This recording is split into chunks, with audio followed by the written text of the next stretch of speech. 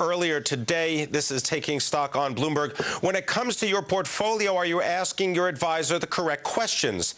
My next guest says, well, perhaps not. Ed Butowsky is a managing partner with Chapwood Capital Investment Management. Ed, welcome back. So what questions should people be asking that they're not asking? I mean, are they afraid to ask questions? Well, I don't think they're afraid to ask questions, but I don't think they are bringing up the right subjects. And right now, I think it's important that we revisit exactly what determines the returns you get on a portfolio. There was a very famous study back in 1990, I think it was 1991, the Bauer study, that said that 93% of your return comes from the asset allocation or the structure of your portfolio, Pimm. And most people aren't really looking at that. All they're talking about right now is, are my stocks going to go up and are bonds going to regain some of their value? But the important thing right now is for people to look at the structure, because we get away from that during times like this. Well, but let me press you, though. I mean, Okay. aren't those the crucial questions? I mean, if your stocks are going up and if the principal balance of your bonds is going up and you're still getting paid, it sounds as though the architecture of your portfolio is pretty good. So what's the alternative? Well, you go back to the endowment model. Okay, and the endowment model is what is known in the business. You look at Yale University, you look at Harvard, you look at all the different major endowments out there. There's a way they manage money that's a little different than the people who are watching today. And what they do is they allocate their money into the different categories. So I think we might have So, for example, a certain amount is allocated to stocks, a certain amount to bonds, fixed income, a certain amount to real estate, commodities, and so exactly on. Right. And as a general rule, let me take you through this. About 50 to 65% of a portfolio, and again, this is a general rule, should be allocated towards public securities. And public securities are your stocks, your bonds, mutual funds, and ETFs.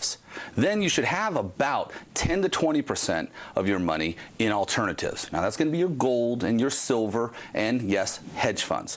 But the important thing to remember about the alternative space is that you're doing that not because of these great returns, you're doing it for non-correlation, because you don't want everything in a portfolio to go up together, because the second an economic condition changes, everything will go down together. So why not just take an inverse ETF? I mean, does that qualify as being, let's say, an equity, for example? I mean, if you've got 50% and you're long, right? Most people seem to be naturally long in the market. Absolutely. Wouldn't you just then say, okay, I'm going to take 10 to 15 to 20%, and I'm going to put it in an inverse fund that gives me the opposite of whatever the S&P or the Dow does? Well, that could be, but then now we're bringing in the word negative correlation, which is different than non-correlation.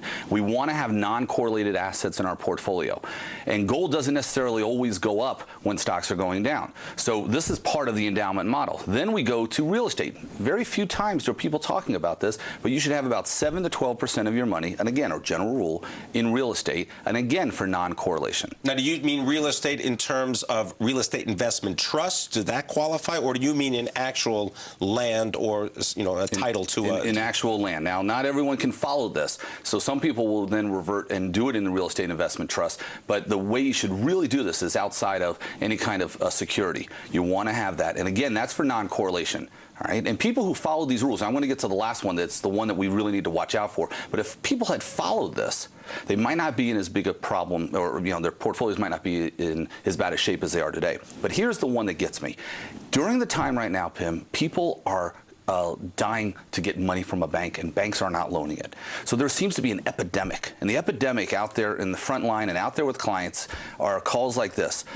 Hello, I need to get some money from you because I have a business I want to start. And people now are migrating away from public securities into these businesses. So that's a problem, because people should really only have about 5 to 10% of their money in private equity. And if you do a private equity deal, you should hope to get, before you even invest in it, before you even look at it, make sure you're looking to get about 2 to 3 times your money as a return, because only about 1 out of 20 of the best deals actually work. What kind of time frame are we talking about here? I mean, should you just close the door, say, okay, here's the check for my private equity deal, I'll see you in 5 years? Well, not see in 5 years, watch what you're doing, but actually 5 years is actually the time frame. But where people get in trouble is they over-allocate into private equity, and most of these don't work. And right now the epidemic is there because people can't borrow money from banks, so they're going to their friends and their families. So anyone watching right now should really listen to this advice. Make sure 2 to 3 times your money, and make sure you get a 10% return being paid out to you as you go forward. Ed, I gotta say though, I didn't hear anything about cash. Well, that's part of the public securities. All right, so you got to keep some. And now, when you say public securities and cash, is this money market funds or is this cash in the bank? No, you should have it in money market funds. I apologize. That's exactly right. Why in money market funds? Why not ready access that's insured by the FDIC bank program? Well, in my world, I tend to think, and I probably shouldn't, but I tend to think that money market and those are pretty just liquid and very, very safe. Okay, and what about when you talk about the tax implications? Is that a factor when people look at the allocation models that they have? Absolutely. Because pensions and endowments, they don't have a tax problem. All of it flows together, but really the purpose and the point of this conversation is we can't just sit there and focus on stocks and bonds and just alternatives and just real estate and just private equity. It all flows together, and that's what we have to construct portfolios that look that way. However, be very careful about those people coming to borrow money, starting businesses, because during times like this, a lot of people lose their jobs and they're starting up new businesses and they're saying, hey, can you just give me $50,000? Well, let's be really, really careful on that. And that's, so the idea is obviously don't mistake an alternative investment for necessarily a grant. Well, that's a good way of putting it. That's absolutely right. All right. Yeah. Is there anything that you would be doing differently now because of the debacle that we're in right now, that we've gone through for the last 18 months?